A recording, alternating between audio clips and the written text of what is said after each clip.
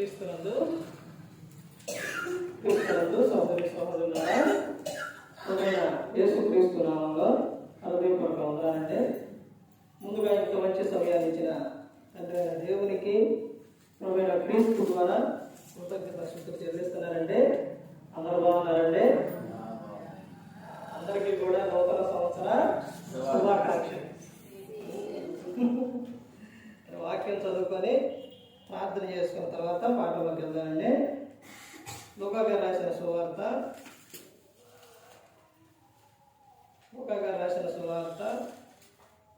13వ అధ్యాయం. లూకా గారు రాసిన సువార్త 13వ అధ్యాయం 6వ వచనం. మరియు ఆయన వారితో ఈ ఉపమానం చెప్పారు. ఒక మనుషుని ద్రాక్ష తోటలో అంజూరపు చెట్టు ఒకటే నాటబడి ఉంది. అతను దాని పండ్లు వెదక వచ్చినప్పుడు ఏమీ దొరకలేదు. కనుక అతడు, ఇదిగో 3 ఏళ్ల నుండి నేను ఈ అంజూరపు చెట్టున పండ్లు వెదకవచ్చుచున్నాను, కానీ ఏమీ దొరకలేదు. దీనిని దీని వలన ఈ భూమి ఎలా వ్యర్థమైపోవాలని ద్రాక్ష తోట వారితో చెప్పాను. అయితే వాడు, అయ్యా, నేను దాని చుట్టూ త్రవ్వి ఎరువు వేయి మట్టుకు ఈ సంవత్సరం కూడా ఉండలేము. అది ఫలించినా సరే లేని ఎడల నరికించి వేయమని అతనితో చెప్పాను. ప్రార్థన చేసుకుంటాం. పరలోకమందున్న పరిశుద్ధ ప్రేమ గల తండ్రి, గొప్ప తండ్రి, యెహోవా తండ్రి, ఈ ప్రియ కుమారుడు యేసుక్రీస్తు ప్రభువు ద్వారా కృతజ్ఞతాస్తుతులు చెల్లిస్తున్నాము నాయన. నూతన సంవత్సరంలో తండ్రి ఎంత మంచి సమయాన్ని ఇచ్చినందుకు మీకు ఎక్కడే స్తుతులు స్తోత్రాలు తండ్రి. అయ్యా, వాక్యం బోధించుండగా తండ్రి విలువలు తండ్రి మనుషులైతేనే వాక్యానుసారంగా నడిచే భాగ్యం దయచేయండి ఆయన. వాక్యం బోధించుండగా ఈ లోక సంబంధమైన జ్ఞానంతో కాకుండా మీ జ్ఞానంతో మాట్లాడే భాగ్యం దయచేస్తారని మా ప్రభువైన యేసుక్రీస్తు నామమున వేడుకుంటున్నాం తండ్రి. ఆమేన్. ప్రభువైన యేసుక్రీస్తు నామములో హృదయపూర్వక వందనాలండి. దేవుని కుమారుడు యేసుక్రీస్తు ప్రభువు ఈ లోకానికి వచ్చిన తర్వాత పరలోక రాజ్యం సమీపిస్తుంది కనుక మారు మనస్సు పొందమని ప్రకటింప మొదలుపెట్టి ప్రతి ఒక్క క్రైస్తవునికి, ప్రతి ఒక్కరికి కూడా కావలసింది ఏంటంటే మారు మనస్సు. ఆ మారు మనస్సు దేవుడు కొన్ని సందర్భాల్లో కొన్ని అవకాశాలు ఇచ్చాడు. ముందుగా నువ్వు నూతన జన్మ అంటే మారు మనస్సు అంటే బాప్తిస్మం. నువ్వు అందులోనికి వెళ్ళే ముందు దేవుడు ఏం చెప్పాడంటే, నీకు మారు మనసు పొంది పాపక్షమాపణ నిమిత్తం ప్రతి వాడు యేసుక్రీస్తు నామమున బాప్తిస్మం పొందమని చెప్పి ఉన్నారు. అంటే మారు మనస్సు పొందాలి అని చెప్పాడు. తర్వాత నువ్వు తీసుకొని ఇంకా తప్పులు చేస్తూ ఉంటే ప్రకటన గ్రంథంలో చెబుతారు కదా, నీకు మారు మనసు పొందే అవకాశం ఇస్తున్నాను అనేది చెప్పు అంశం. ఇప్పుడు పాఠం పేరు రాసుకోండి. పాఠం పేరు రాసుకుంటే అందులోకి మనం వెళ్ళిపోదాం. దేవుడిచ్చు నూతనత్వం. దేవుడు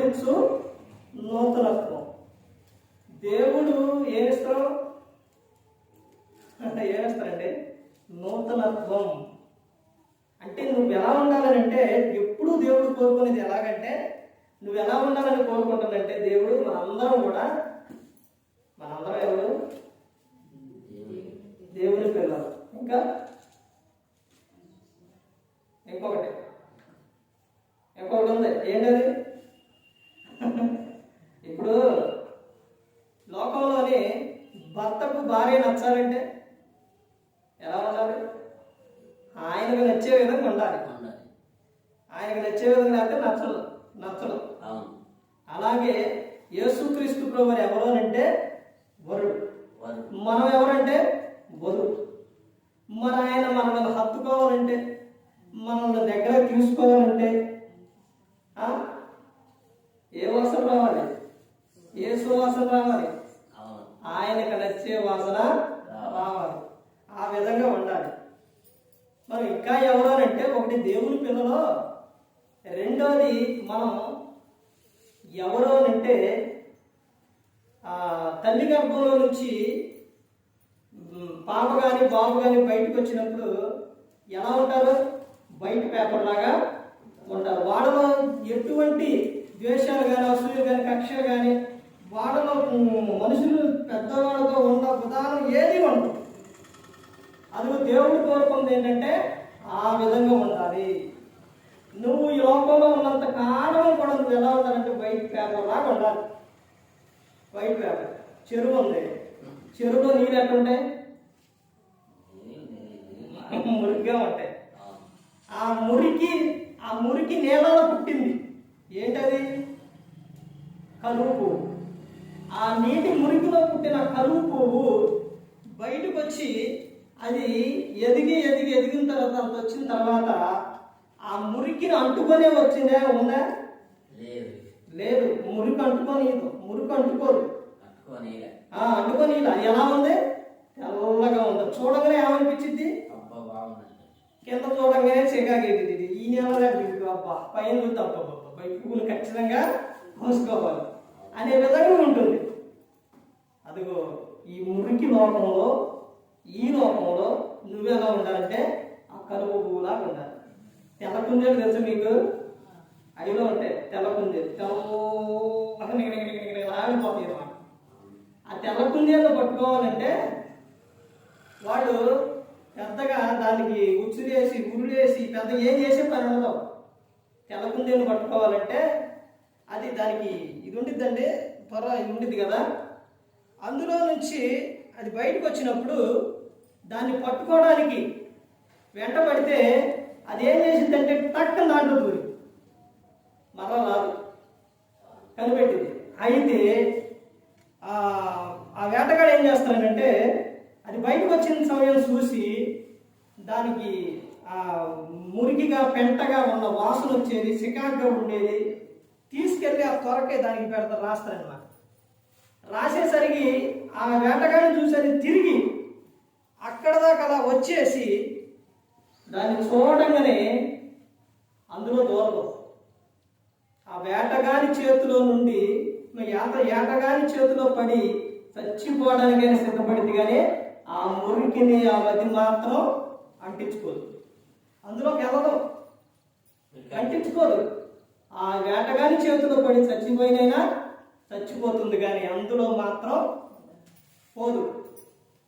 అలాగే దేవుడు కోరుకునేది ఏంటంటే ఈ పాప లోకంలో, ఈ వ్యభిచారపు లోకంలో, ఈ భయంకరమైన లోకంలో నీవు ఎలా ఉండాలి అంటే పరిశుద్ధంగా ఉండాలి. అందుకనే మరి పరిశుద్ధంగా ఉండాలంటే మనందరికి మన అయుధ్య ఉండగలుగుతావా? ఉండలేము. దుష్టు నుండి పుట్టిన ఏంటి ఈ లోకంలో? దుష్టు నుండి పుట్టిన ఏంటంటే అది 3 పేర్లు ఉన్నాయి.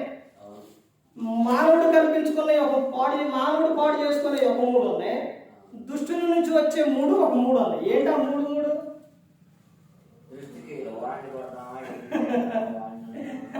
ఆ 3 ఏంటంటే దుష్టుని నుండి పుట్టిన ఏంటంటే యాహాను రాసిన మొదటి పత్రికలో ఉంటుంది. దుష్టుని నుండి పుట్టిన ఏంటంటే నేత్రాశ, శరీరాశ, జీవపటం. ఇవి దేవుడి నుంచి వచ్చినవి కాదు, దుష్టుల నుంచి వచ్చినాయి అన్నమాట. మరి మానవుడు కల్పించుకునే ఏంటి?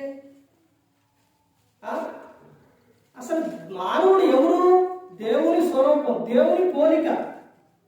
అలాంటి మానవుడు ఒక దుష్టుని ఎరలో పడిపోతున్నాడు. నరకం ఎవరికి?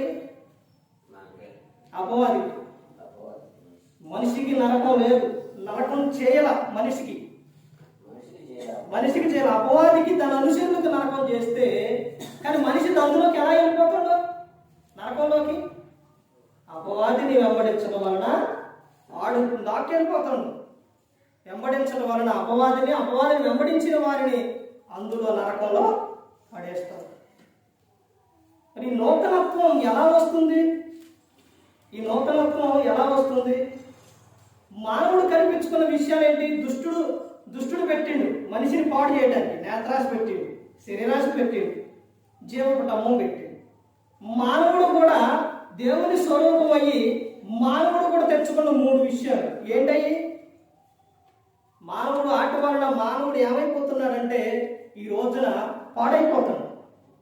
ఒక పక్క ఏమో ఈడు తెచ్చింది, ఒక పక్క ఏమో మానవుడు తెచ్చుకున్నాడు.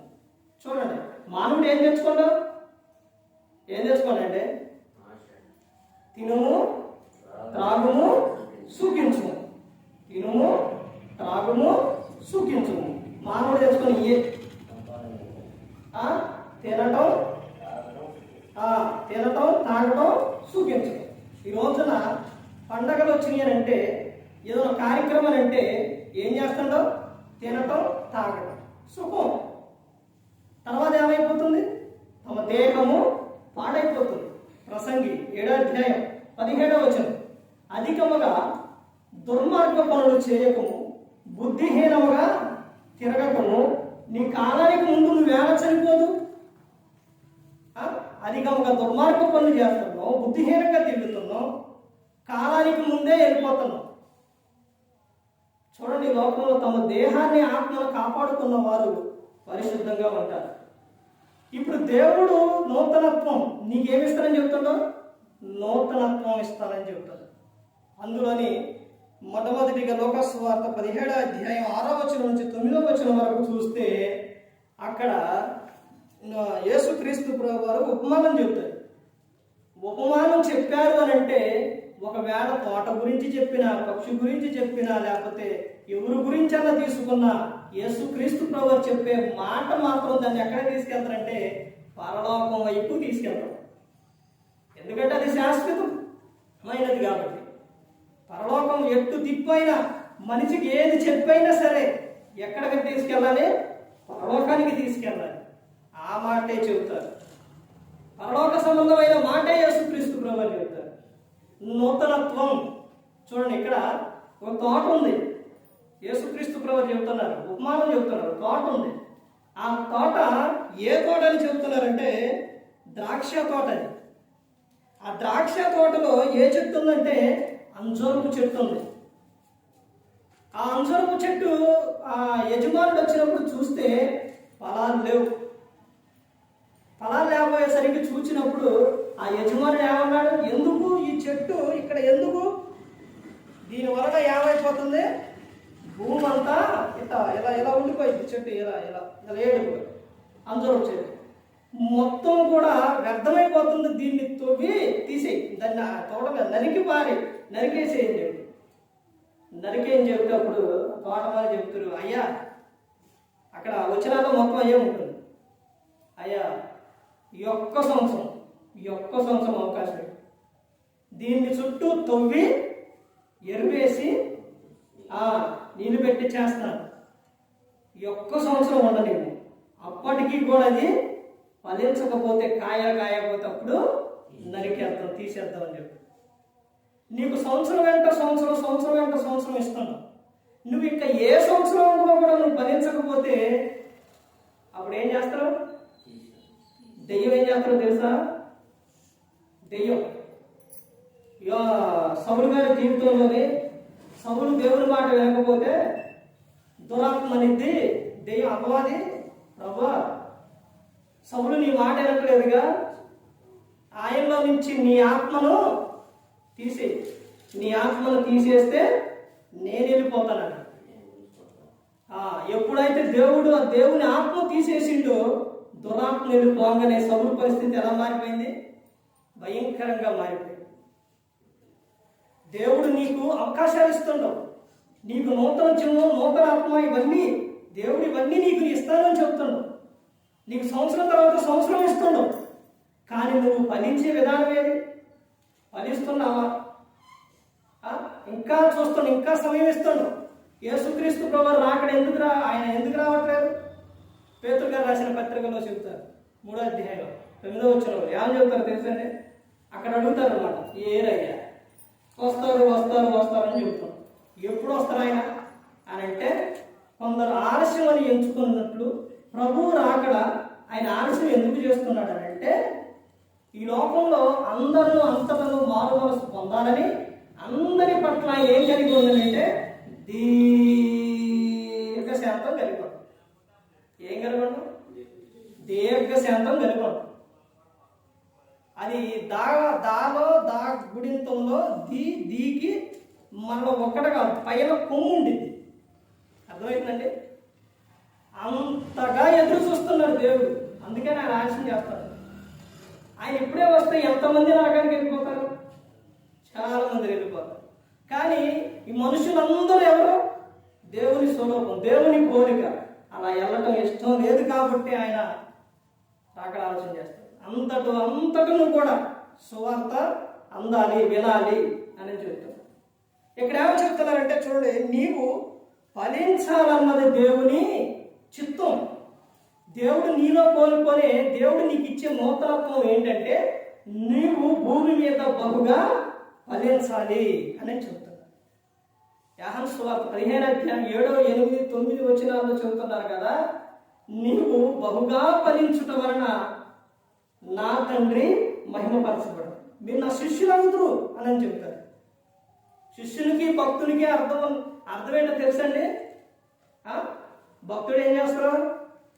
భక్తుడు ఇటు రోడ్డు మీద వెళ్తాడు అనుకోండి, భక్తుడు చర్చి కనపడింది అనుకోండి, చూసి ఎట్టా అని పోతాం.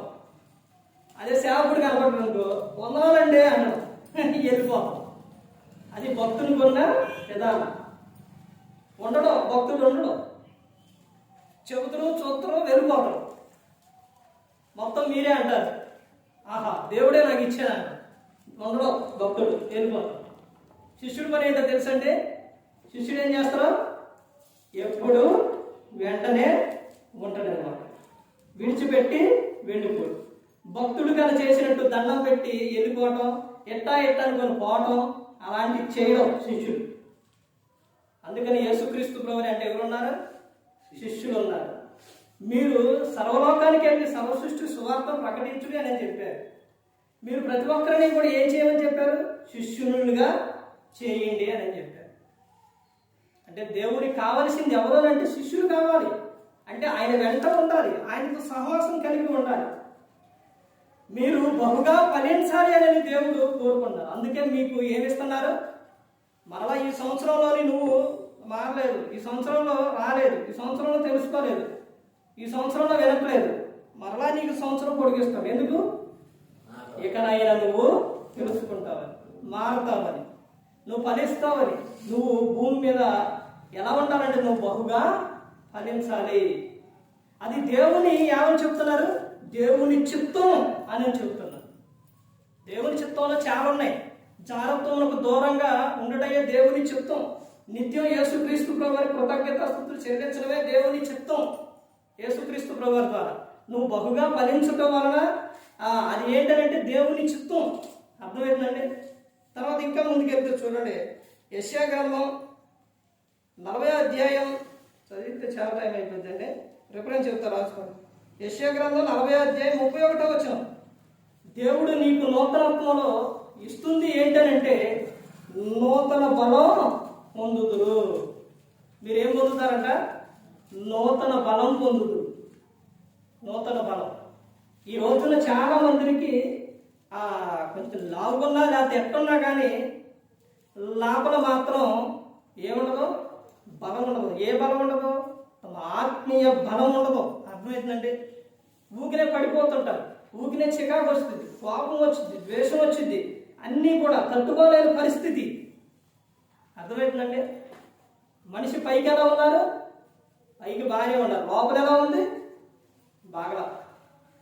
కానీ దేవుడు ఏం చెబుతున్నాడంటే నీకు నూతన బలం నీకు ఇస్తాను, నువ్వు నూతన బలము పొందుదువు అని చెప్తాను. యెషయా గ్రంథం 41వ అధ్యాయం 1వ వచనంలో నా సన్నిధికి రావలను అని చెబుతున్నాడు. ఎక్కడ రావాలంట? ఆయన సన్నిధికి రావాలి. యేసుక్రీస్తు ప్రభువు చెప్తున్న విషయం ఏంటంటే మత్తయి సువార్త 11వ అధ్యాయం 28, 29 వచనాలు ఏమని చెప్తారు? నేను ఎవరిని చెప్తారు? సాత్వికుడను దీన మనసు గలవాడు, నా యొద్దకు వచ్చి నేర్చుకోండి, నేను మీకు ఏమిస్తాను? శాంతి, విశ్రాంతిని ఇస్తాను అని చెప్తున్నారు. అయితే నా యొద్దకు రాండి, నా యొద్దకు వచ్చి మీరు నేర్చుకోండి, నా సన్నిధికి రాండి అని ఆయన చెప్తున్నారు. ఆయన పిలిచినప్పుడు ఆయన సన్నిధికి రాలేదు అనుకోండి, నీకు అపాయం వచ్చినప్పుడు నువ్వు శ్రద్ధగా వెతులాడినా దొరకడు. సామెతలో 1వ అధ్యాయంలో ఉంటుంది. అర్థమైందండి? అందుకని ఆయన దగ్గరకు వచ్చి ఆయనను హత్తుకొని ఆయనకు సహవాసం చేస్తూ నీకు ఏది కావాలన్నా కానీ అడిగినప్పుడు ఇస్తాడు. ఆయన సన్నిధి ఆయన దగ్గరకు రావాలి. ఒక తండ్రికి ఇద్దరు కుమారులు ఉన్నారు. వాళ్ళు చిన్న ఆయన ఏం చేసిండు, నా ఆస్తిలో సగం భాగం నాకు ఇచ్చేయి అని వెళ్ళిపోయిండు. దుర్వ్యాపారం చేసిండు, ఫ్రెండ్స్తో తాగిండు, తిరిగిండు, అంతా అయిపోయింది. అయిపోయిన తర్వాత అక్కడి నుంచి బయటికి నెట్టేశారు. పోనీలేరా ఇంత తీసుకొచ్చును, ఎంత ఆస్తి తీసుకొచ్చును, ఇప్పుడు దాకా మాతోనే ఉన్నాం, సరే పోయింది అయిపోయిందిగా, రారా మంచిగా పోదాం, మాతో ముందుగా అన్నారా? అనలేదు. అదే సేపు చెబుతాడంటే ఏంటది, బెల్లం ఉన్నంతసేపే ఈగలు, అంటే బెల్లం ఉంటే ఉంటాయి, ఈగలు ఉంటాయి. మనిషి దగ్గర ధనం ఉంటే ఉంటారు, లేకపోతే వదిలిపెట్టి పోతారు. ఆ తప్పిపోయిన చిన్న కుమారుడు జీవితంలో జరిగింది కూడా అదే. అయిపోయింది, అప్పుడు దాకా చుట్టూ ఉన్నారు. ఎప్పుడైతే అయిపోయిందో మొత్తం ఈగలు వేయడం పోయారు. ఇప్పుడు ఏమైపోయింది, బెకారై ఏమీ లేదు, బెకార కాదు కానీ అయిపోయింది, మొత్తం అయిపోయింది. ఇప్పుడు ఏమీ లేదు ఇక ఇప్పుడు తినడానికి కూడా లేదు. ఏం పరిస్థితి ఇప్పుడు? పందులు కాయడానికి వెళ్ళిండు. పందులు తినే పొట్టుగాడికి వెళ్తే అవి కూడా తినేలా, అట్ట తిందామని అట్ట అనేసరికి అని ఉంటాయి, ముట్టి పెట్టిట్టు అని పడిపోయాడు. అది కూడా తినే అవకాశం లేకపోయేసరికి ఎవరు గుర్తొచ్చారు? తండ్రి గుర్తొచ్చారు. నేను చెప్పానంటే యేసుక్రీస్తు ప్రభువు చెప్పే ఉపమానంలో ఖచ్చితంగా పరలోక సంబంధమైన విషయం ఉంటుందని ఇక్కడ వరకు ఇక్కడ కూడా జరిగింది అదే. ఈ ఉపమానంలో ఆ తప్పిపోయిన కుమారుడు చెబుతున్న విషయం ఏంటంటే, అంటే నూతన బలం గురించి చెబుతున్నాను. అంటే తర్వాత ఆయన యొద్దకు వచ్చినప్పుడు ఆయన దగ్గరకు వస్తే అన్నీ ఇస్తామని నేను చెబుతున్నాను. ఇప్పుడు అక్కడ ఉపమానంలో యేసుక్రీస్తు ప్రభువు ఏం చెబుతారంటే, ఈ వ్యక్తి ఏమనుకుంటున్నారంటే, నేను ఇక్కడ ఎన్ని బాధలు పడుతున్నాను కదా, నా తండ్రి యొక్క కూలివాళ్ళు కూడా సమృద్ధిగా ఆహారం తింటారు. ఇప్పుడు నేను అక్కడికి వెళ్ళి, తండ్రి నీకును దేవునికి పరలోకమునకు విరోధంగా పాపం చేశాను, క్షమించమని అడుగుతాను అని అనుకొని బయలుదేరుతా. అతను ఏం చేస్తాడు? బయలుదేరతాడు. అనుకుండా బయలుదేరతాడు. అప్పుడు తండ్రి ఏం చేస్తాడో, కుమారుడు కోసం నా కుమారుడు ఎక్కడికి వెళ్ళిపోయాడు, ఏమైపోయాడు, ఎప్పుడు వస్తుందని ఎదురు చూస్తాను. కొడుకు అంత దూరంగా ఉండగానే తండ్రి ప్రేమ చూసారా? గబగబ పరుగున వెళ్ళి హత్తుకొని ఆడతో ఏమని చెబుతారు? నా కుమారుడు చనిపోయి బ్రతికిను, తప్పిపోయి దొరికిను. ఇప్పుడు నా కుమారుని ప్రశస్త వస్త్రం తెచ్చి తొడిగించండి, విందు, గొప్ప విందు, పండుగ చేసేది. ఏరా నీ ఆస్తి అంతా తీసుకుపోయి ఇంకేముందని వచ్చి నువ్వు ఏమనుందా? నాది మీ అన్నీ తప్ప ఇది ఏమి సిద్ధి కావాలి, ఇది ఏమీ లేదు పో అని అనలేదు. అదేనండి దేవుని ప్రేమ. ఇక్కడ తల్లిదండ్రుల ద్వారానే మనకు దేవుని ప్రేమ అంతకన్నా గొప్పగా ఉంటుందని చూపిస్తుంది. దేవుడు కూడా నువ్వు ఏ సమయాల్లో కొని విడిచిపెట్టి వెళ్ళిపోతే రా కుమారుడా, కుమార్తె రా అని ఆయన గాయపడిన అస్త్రాలు చేతులు చాచి పిలుస్తూ ఉన్నాడు.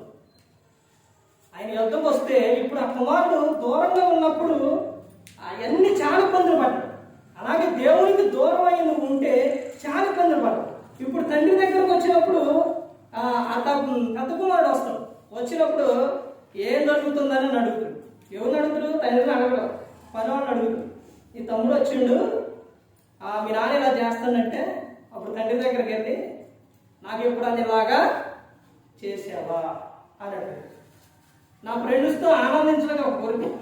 మేఘనాన్ని ఇచ్చినవా, దోణాన్ని ఇచ్చినవా? ఇవ్వలేదు. అంటే తండ్రి ఏమని చెబుతారు? అయ్యా నాయి నీయి నా దగ్గర ఉన్నప్పుడు మొత్తం ఎవరి నీయేనయ్యా అని చెబుతారు. అన్నీ నీయే కదరా అని చెబుతారు. అలాగే దేవుని యొద్ద ఉన్నప్పుడు అన్నీ ఎవరి మనయే. ఫిలిప్పీయులకు 4:19 కాగా దేవుడు తన ఐశ్వర్యం చొప్పున క్రీస్తు యేసునందు మహిమలో మీ ప్రతి అవసరం కూడా తీరుస్తానని చెబుతున్నాడు. అంటే ఆయన యొద్దకు రావాలి అనేది దేవుడు కోరుకుంటాడు. తర్వాత ఇంకా ఏమని చెప్తున్నారంటే యెషయా గ్రంథం 43:19 నూతన క్రియ చేస్తాను అని చెప్తున్నాను. ఏం చేస్తాను నేను? మీకు నూతన క్రియ, మీరు చేసే నూతన ఆ పనుల విషయంలో ప్రతి ఒక్క విషయంలో కూడా నేను మీకు సహాయం చేస్తాను అని చెబుతున్నాను. తర్వాత విలాప వాక్యంలో 3:23లో అనుదినము ప్రతి దినము కూడా ఆయనకు నూతనముగా వాత్సల్యత పుట్టుతుందంట. ఎవరకు? దేవునికి. అనుదినం కూడా, ప్రతి దినం కూడా. అలాగే మనం అనుదినం ప్రతి దినము కూడా దేవుని యొద్ద నుండి మన దేవుణ్ణి అడిగినప్పుడు ఆయన మనకు ప్రతి ఒక్కరిని కూడా ఇస్తారు. తర్వాత యేసయ్య 11:19 నూతన ఆత్మ పుట్టింతును మీకు. ఏ ఆత్మ పుట్టిస్తా? నేను నూతన ఆత్మ పుట్టిస్తా, నూతనముగా. చాలా మంది హృదయంలో గందరగోళంగా ఉంటారు, చికాకుగా ఉంటారు. చాలా మందిని చూడండి, బయట చాలా మంది సినిమా స్టార్లు వాళ్ళు కానీ, పెద్దోళ్ళు కానీ, అంటే డబ్బు ఉన్నోళ్ళు కానీ, ఇంకెవరైనా కానీ చాలా మందిని చూడండి ఉరి పెట్టుకొని చనిపోతారు, మందు తాగి చనిపోతారు. ఎందుకని అలా చనిపోతున్నారని అంటే వాళ్ళలో ఏమీ లేదు, వాళ్ళకే మనశ్శాంతి లేదు, విశ్రాంతి లేదు. అర్థమవుతుందండి? కానీ దేవుడు ఏమని చెప్తున్నారంటే నూతన ఆత్మను నేను మీకు పుట్టిస్తాను అని చెప్తున్నాను. తర్వాత ఆయన చెప్తున్న విషయం ఏంటంటే మీకు నూతన హృదయం ఇస్తాను అని చెప్తున్నాను. దేవుడిచ్చే నూతనత్వం అండి, ఇవన్నీ కూడా నూతనత్వం. దేవుడు ఇడిచిపెట్టకుండా కుమార్తె నీకు ఏం కావాలో అవి నేను మీకు ఇస్తాను, మీరు ఆనందంగా ఉండుటకు, సంతోషంగా ఉండుటకు, మీకు ఏదైతే అవసరమో నేను మీకు ఇస్తాను అని దేవుడు చెబుతున్నారు. అదే మనకు ఎన్ని తెలియాలంటే ఒకటి వాక్యం చదవాలి, రెండు వాక్యం వినాలి. అర్థమైందండి? అప్పుడే మనకు ప్రతి ఒక్కటి అర్థమైంది, లేదా మనకు అర్థం అవ్వదు. దేవుడు మీకు ఏమి ఇస్తానని చెబుతున్నారు? నూతన హృదయం ఇస్తానని చెప్తున్నారు. ఎక్కడుంది ఈ విషయం అంటే యేసయ్య 18:31. తర్వాత యేసయ్య 36:26లో నూతన స్వభావం మీకు ఇస్తాను అని చెప్తున్నారు. నూతన స్వభావం. ఒకసారి ఆలోచించండి, మీరు ఎప్పుడైనా గమనించారా? క్రీస్తుని నమ్ముకొని ఆయనలోకి వచ్చిన వారు, క్రీస్తుని వెంబడించేవారు, దేవుడు వారికి ఏమి ఇస్తారంటే నూతన స్వభావం ఇస్తారు. చాలా మంది ఎక్కువగా చూడండి, అది వరకు భయంకరంగా మాట్లాడిన వారు రారా పోరా అరే ఓరే అని పిలుస్తుంటారు కదా. ఏంటి ఆ స్త్రీలు అయితే మరి ఇదిగా పిలుస్తుంటారు. ఈ విధంగా పిలిచే వారు, అప్పటి వరకు అలా ఉన్నవారు ఒకేసారి ఏమైపోతారు? వారి పిలుపు మారిపోయి అరే అనేవాడు ఏమని పిలుస్తారు? పేరు పెట్టి పిలుస్తారు, లేకపోతే వరుస పెట్టి పిలుస్తారు. ఇక భయంకరమైన మాట రాదు, నచ్చని మాట రాదు, అసభ్యకరమైన మాట రాదు. భార్య విషయాల్లో కూడా అంతే. భర్త భార్య విషయాల్లో కానీ, తర్వాత భార్యను భర్త విషయాల్లో కానీ, లేదా వాడు పిలుచుకునే విషయాల్లో కానీ కొంతమంది భయంకరంగా పిలుచుకుంటారు. కానీ దేవుడు మీకు ఇస్తుంది ఏంటంటే నూతన స్వభావం. అంటే మీకు ప్రతి ఒక్కటి కూడా దేవుడు మీకు ఏం చేస్తారనంటే దేవుడు మీరు పిలిచే పిలుపు విషయంలో, ఉండే ప్రవర్తన విషయంలో ఇవన్నీ కూడా దేవుడు ఏం చేస్తారో మార్చేస్తాడన్నమాట. అదేంటంటే కొంతమంది మారట్లేదు అని అంటే దేవుడు ఇస్తరు, పరిశుద్ధాత్ముడు ఏం చేస్తారో తెలుసండి, నువ్వు మాట్లాడే ముందు ఇది వద్దు అని ఆయన గద్దిస్తాడు. ఇప్పుడు పెన్ను ఉందండి, ఇప్పుడు ఈ దొంగతనాన్ని దీన్ని తీసుకోవడానికి బయట ఎవరన్నా ఇప్పుడు పెన్ను ఏడుంది బయట నేనే చెప్పాను అనుకోండి, పలానా అక్కడ పెన్ను ఉంది ఎన్ని తీసుకురామంటే టక్కనంటే వచ్చేసి పెన్ను తీసుకొని వెళ్ళిపోతారు. ఎందుకని? తెమ్మన్నారుగా. అదే తెమ్మలేదనుకోండి, తలుపు తీసి ఇప్పుడు పెన్ను అవసరం, ఈ పెన్ను తీసుకెళ్ళాలనుకోండి, ఏం చెప్తారు? తలుపు తీయంగానే తీసి దగ్గరకు రాగానే ఎటు చూస్తారు? ఎవరు చూస్తున్నారా లోపలికి రాగానే బయట ఏదైనా శబ్దం అయిందని గప్ప మళ్ళీ ఆడదా గుడికొస్తారు. లేకపోతే ఏదైనా శబ్దం అయిందనుకో ఇటు వచ్చి చూస్తారు. దీన్ని తీసే లోపు, ఈ పెన్ను తీసే లోపు ఏమైపోయింది? తడిసిపోయింది. ఎందుకని? భయం. యాడ నుంచి పుట్టుకొస్తుంది? లోపల నుంచి. ఎవరు పుట్టిస్తున్నారు? దేవుడు, పరిశుద్ధాత్ముడు. ఇదేంటి? దొంగతనం, అది తప్పు. వద్దు, అలా చేయొద్దు అనేది ఆయన చెబుతాడు. అదే భయం. అర్థమైందండి? దొంగతనం చేసేవాడు ప్రశాంతంగా దాన్ని టక్కనాన్ని తీసుకొని పోడు. అటు చూతురు ఇటు చూతురు ఎంతో భయపడతాం. లోపల నుండి పరిశుద్ధాత్ముడు గద్దిస్తూ ఉంటాడు, వద్దు నాయన, వద్దు, తప్పు అని. నేను మీకు ఏమిస్తానంటే నేను నూతన స్వభావం మీకు ఇస్తాను అని చెబుతున్నాను. కొన్ని విషయాలు చూసి మనం ముగించుకుందామండి. 1 గంట కల్లా మనం ఆఫ్ చేసేద్దాం. హబక్కూకు 3వ అధ్యాయం 2వ వచనంలో సంవత్సరములు జరుగుచుండగా నీ కార్యము నూతన పరచబడును. సంవత్సరాలు ఇవాళ 1వ తారీఖు, ఇక్కడ నుంచి సంవత్సరాలు జరుగుచుండగా నాయకులు ఇచ్చే మాట ఇప్పుడు ఆ గురించి వద్దులే కానీ అయ్యైనా తప్పిపోతాం అని దేవుడిచ్చే మాట తప్పిపోదు. భూమి ఆకాశాలు గతించిపోయినా కానీ నా మాటలో ఎన్నడూ గతింపు. సంవత్సరంలో జరుగుచుండగా నీ కార్యాలు ఏమైతే నూతన పరచబడదు. అయితే నువ్వు చేయవలసిన విషయాలు దేవుడు కొన్ని చెప్పారు. 100 కేజీ నీ నెత్తి మీద పెట్టుకొని పోయి అని చెప్పరా దేవుడు. అర్థమవుతుందండి? ఆయన చెప్పిన విషయాలు ఏంటో తెలుసా? నా పట్ల నువ్వు విశ్వాసం ఉంచు. నువ్వు అడిగేటప్పుడు ఇది నువ్వేదైతే అడుగుచున్నావో అది దేవుడు నాకు ఇచ్చిండు ఇక అని నమ్ము. జరిగిద్ది అని నమ్ము. నువ్వు విశ్వాసం ఉంచు. ఒక మాట దెయ్యం పెట్టినప్పుడు అది వదిలిపోతే తండ్రిని అడుగుతూ యేసుక్రీస్తు నువ్వు ఆ తండ్రి ఏమడుగుతాడంటే, అయ్యా దాన్ని ఎల్లగొట్టాయా, లో నుంచి ఎల్లగొట్టాయా, అది పట్టంగానే ఆ నురుగు కాల్చుకుంటుండో, పడు కొడుకుంటాడు, అగ్నిలో చూస్తుండో, నేను అది కాపాడయ్యానంటే ఏమని చెప్తారు? యేసుక్రీస్తు ప్రభువు నమ్ముతున్నావా? నమ్ముట నీ వలన అయితే నమ్మువానికి సమస్తం సాధ్యం అంటే నమ్ముతున్నాను ప్రభు, అపనమ్మిక లేకుండా సహాయం చేయి ప్రభు అని అడుగుతాడు.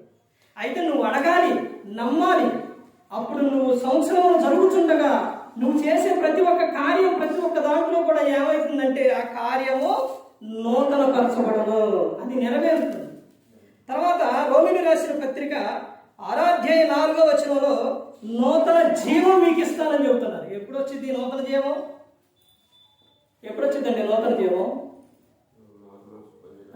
మారు మనసు పొంది పాప క్షమాపణ నిమిత్తం నువ్వు బాప్తిస్మం, యేసుక్రీస్తు బాప్తిస్మం తీసుకున్నప్పుడు నువ్వేం పొందుతావు? నూతన జీవం, నీలోకి నూతన జీవం. అప్పుడు కింద చెప్తారు, అప్పుడు పరిశుద్ధాత్మను వరం పొందుదువు అని చెప్తారు. అప్పటి నుంచి పరిశుద్ధాత్ముడు నిన్నేం చేస్తాడు తెలుసా? పరిశుద్ధపరుస్తుడు. బాప్తిస్మం ద్వారా నీకు నూతన జీవం వస్తుంది. రోమీయులకు 12వ అధ్యాయం 2వ వచనంలో అపోస్తలుడైన పౌలు గారు రోమ సంఘానికి చెప్తున్న విషయం, మీరు నూతన ఒకటి వలన రూపాంతరం పొందుడి అని చెప్తున్నారు. ఈ సంవత్సరం వలన మీరు రూపాంతరం పొందండి, నూతన పరచబడి రూపాంతరం పొందండి. ఎలాగంటే సీతాకోక అంటే గొంగల పురుగు సీతాకోక శిలకలాగా ఎలా మారిద్దో అలాగే అన్ని విషయాల్లో మీ స్వభావం ఏమవ్వాలి? మారిపోవాలి. అన్ని విషయాల్లో మీ స్వభావం మారిపోవాలి.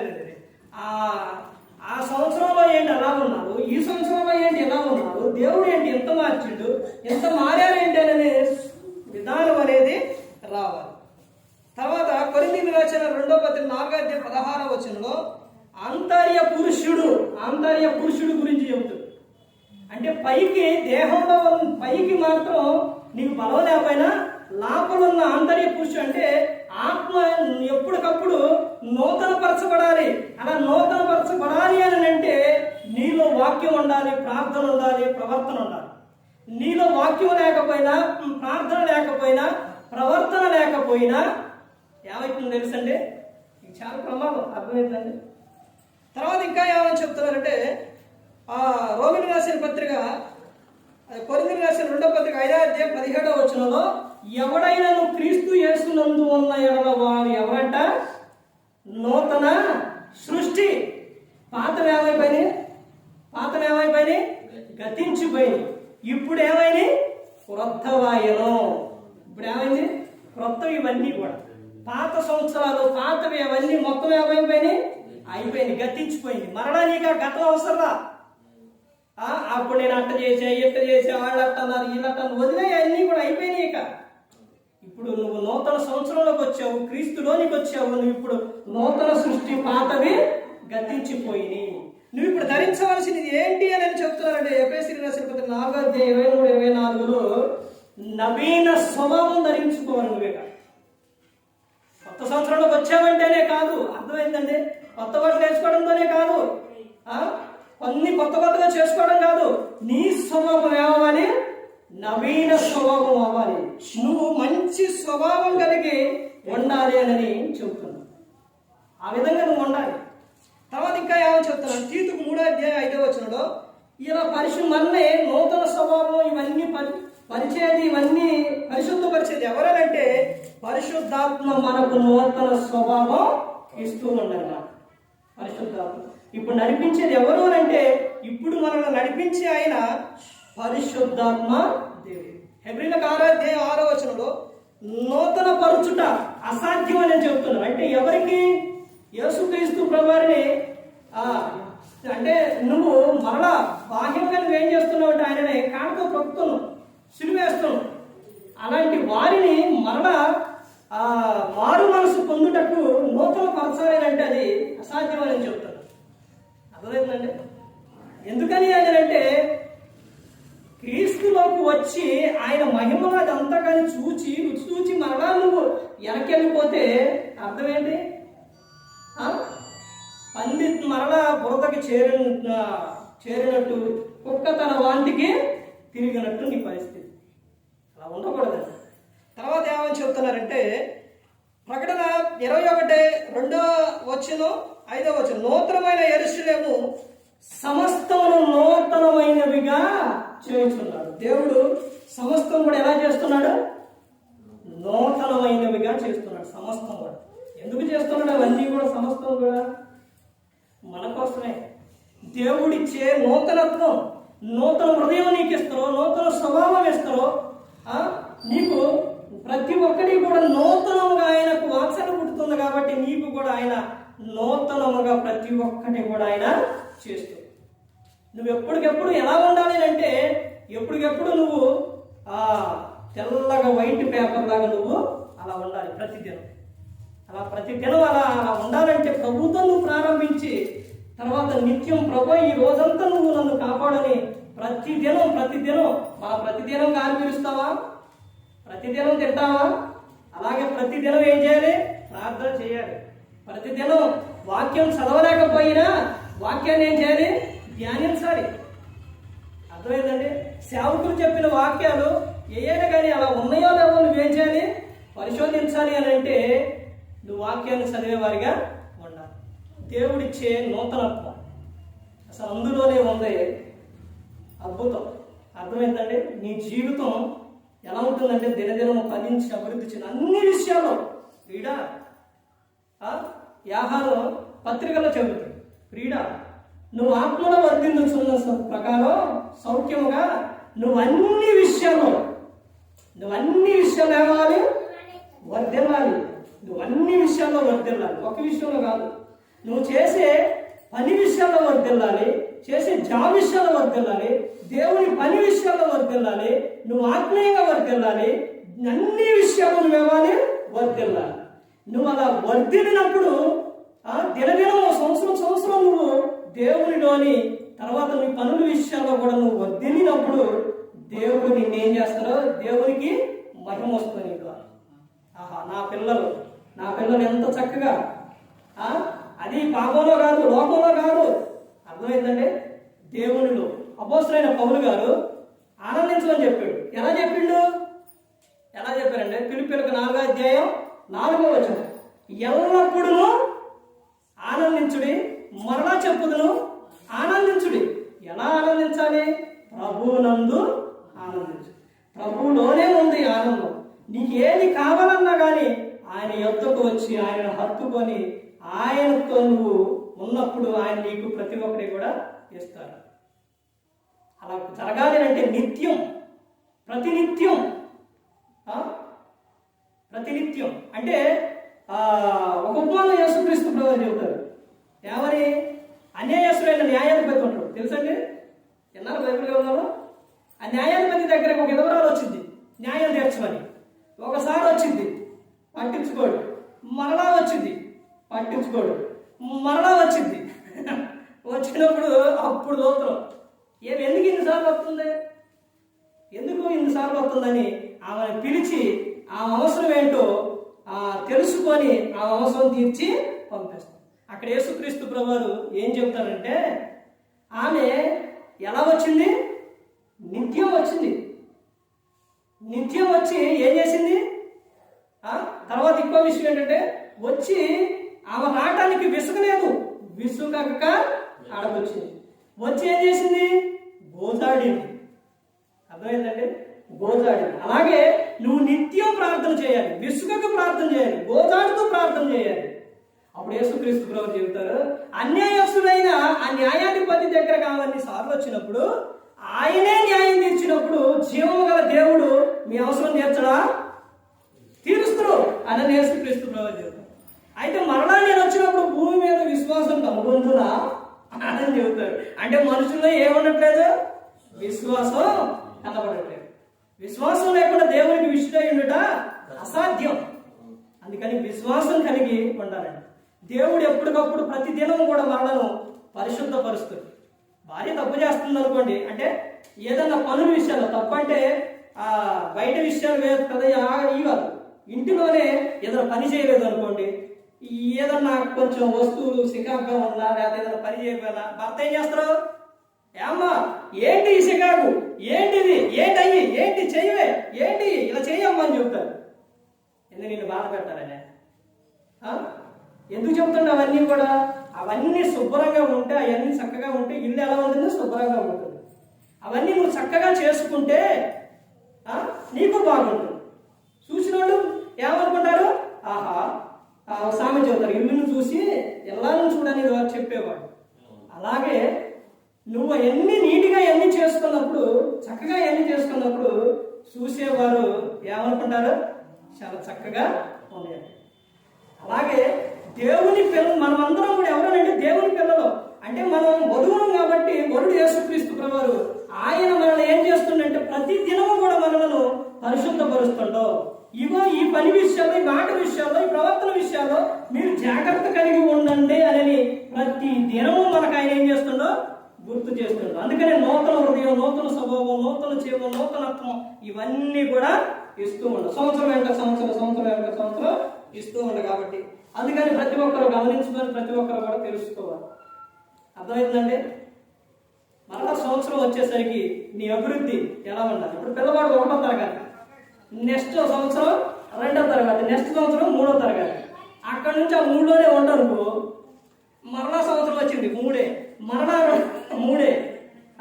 ఏం చెప్తారు, ఏం చెప్తారు, పోనీలే ఉంటేనే ఉండేది అనుకుంటారా? అసలు ఎందుకు అన్ని అక్కడే ఉంటుండవు, ముందుకు పోవట్లేదు, కారణం ఎక్కడ ఉందని తెలుసుకుంటారు లేదా? మాస్టర్లు అడుగుతారు, మేము ఫీజు కట్టలేదా అంటారు. ఈయన ప్రాబ్లం ఏంటి, ఆ ప్రాబ్లం ఏంటో సరిచేయాలంట. కానీ దేవుడు కూడా ఏం చేస్తాడో అదే విధంగా నువ్వు ఆ పిల్లవాడు తరగతి పైకి ఎలాగైతే వెళ్తున్నాడో అలాగే నీ జీవితంలో కూడా నువ్వు దేవుడు సంవత్సరాలు ఇస్తున్న సంవత్సరాల్లో నువ్వు అభివృద్ధికరంగా, దీవెనకరంగా, మహిమకరంగా నువ్వు. అర్థమైందంటే ఏ ఒక్కరు కూడా నశించి నరకానికి వెళ్ళిపోకూడదని యేసుక్రీస్తు ప్రభువారు ఈ లోకానికి వచ్చి మనందరి కోసం శిలువలో తన ప్రాణాన్ని పెట్టి ఉన్నారు. ఎందుకు పెట్టారు? మనందరినీ పరలోకం చేస్తారు. ప్రతి ఒక్కరు కూడా దేవుని యొక్క భయభక్తులు కలిగి పరిశుద్ధాత్మ మాట వింటూ హృదయ శుద్ధిని కాపాడుకుంటూ క్రీస్తుని పోలే నడుచుకున్నప్పుడు ఈ లోకం విడిచినప్పుడు పరలోకానికి చేరుకుంటారు. మరి ఈ విధంగా నిలబెట్టి మాట్లాడించిన తండ్రి దేవునికి కృతజ్ఞత శుద్ధులు చెల్లిస్తూ ఎంతవరకు శ్రద్ధగా ఉన్న మీకు ప్రభు శ్రద్ధ హృదయపూర్వక వందనాలు చెల్లిస్తూ ఈ మాటలు అనిపిస్తున్నాను. అందరికీ వందనాలు. మరొకసారి అందరికీ కూడా నూతన సంవత్సర శుభాకాంక్షలు.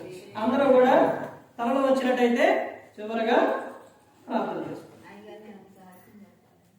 అమ్మ సాక్ష్యం చెప్తారంట. ఇలా తర్వాత మైలు చేస్తారమ్మా.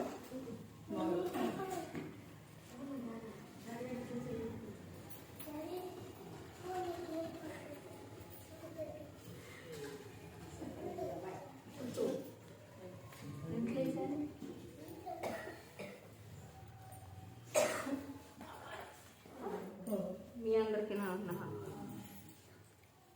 పెళ్ళైన కాడ నుంచి నాకు కష్టాలే, బాధలు, ఇబ్బందులు, ఎన్నో శ్రమలనే పడ్డా.